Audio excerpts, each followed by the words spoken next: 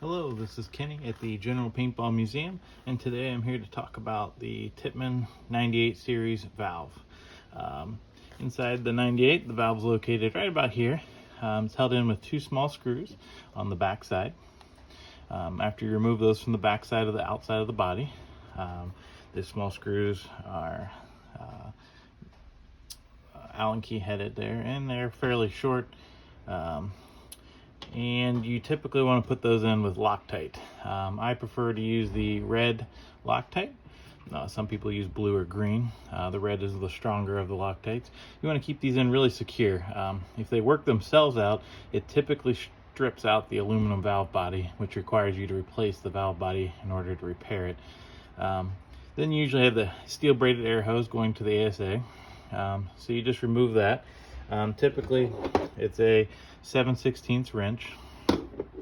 I just have a fill nipple in there for an example.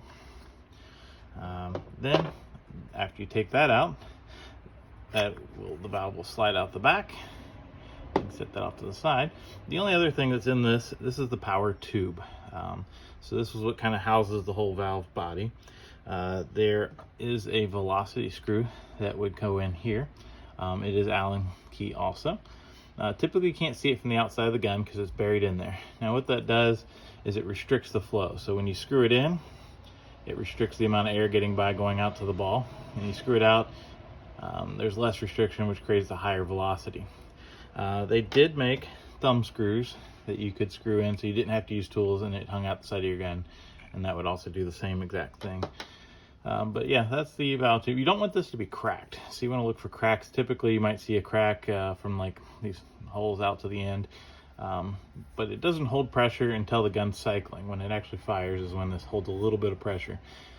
These have like a nipple on the side. The Model 98s do not. It's just a smooth similar to this here. This one is a blanked off one. The more newer ones have threaded hubs already in them, and these little screws here, they block the port if you're not using it for a response trigger or a hopper or a cyclone. Those are plastic and metal. So then you have the power tube there. That's about all there is for the power tube. Now the valve is this mysterious thing if you're not real familiar with them. Most people are like, well, if it's broke, we just get a replacement. You can service these. This one is missing an O-ring, so let me flip it over here. This one has an O-ring here.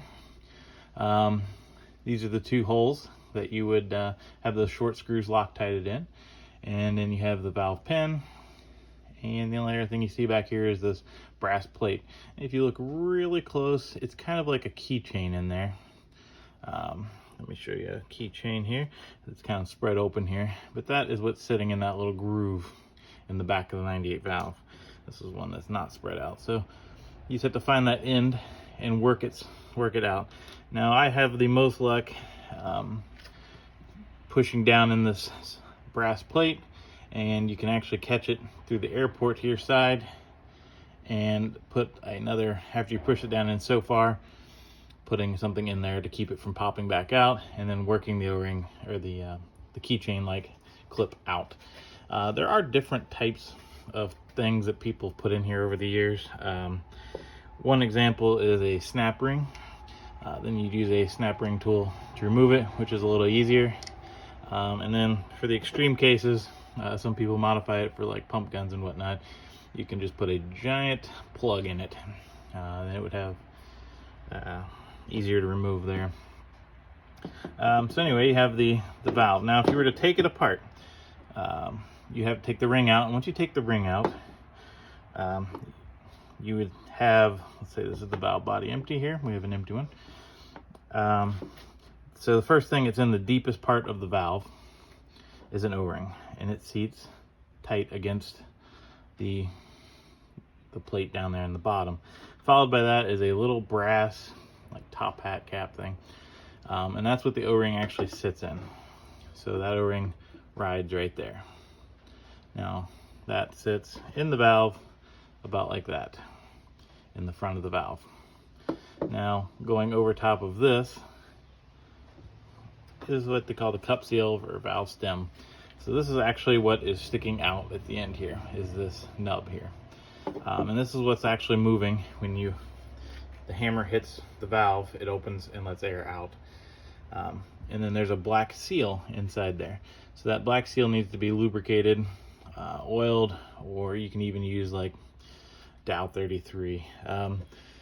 Tippmann recommended Hops 9 lubricant. You can use any oil. Pretty much anything that's a lubricant to keep that seal from drying out would be a plus. Beyond that, you have the spring, the valve spring. So the valve spring sits similar to that, like that. And that's actually what keeps your valve sealing. If that spring is weak, it'll leak out the valve. But most times it is a seal that is going bad. Most typical, I have problems with this O-ring right here, is what fails and causes leaking down the barrel. Following your valve spring is this brass plate that you remove. There's also an O-ring on that. That also typically fails. The O-rings usually fail first. The cup seals are not as common, but you need to keep them lubed up. And then that rides just like that on that spring. So that, and then the keychain ring is what holds it all in place. So let's see here, take that apart so you can see it. But that is what comes out of the back of the valve. And then your keychain would keep it all seated in there. And that is the 98 valve.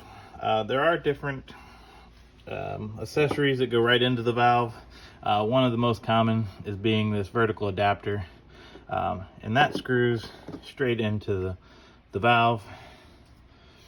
And then this would ride, I'm sorry, for the picture's sake, right in the front like that.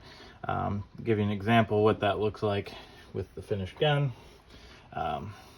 This has a vertical adapter built into it to reroute the airline that normally goes from the ASA up into the gun. This now goes in here, and you can add a regulator, or you can just screw the airline right into it and go down to the ASA. This one's also a low pressure valve. This item here is the expansion chamber for that low pressure valve, or the volume chamber, and that allows enough volume of low pressure air to go into the low pressure valve, and it is a little different than the standard valve, different springs and things. But overall, that is a 98 custom valve in a nutshell. Just had a lot of questions about different types. Now this will work in a Model 98 and a 98 custom. The Platinum series uses a little bit different valve because of the way the airline goes in there. But for the 98 customs and Model 98, these are pretty much all identical. Now these slots here that you see grooves into the valve, that is what allows the air, when the hammer hits the pin and presses on it, it lets air out this crack here, and then that air shoots out toward the front of the gun and causing the gun to fire there. Well, thank you for watching, and follow us and like us. Thanks.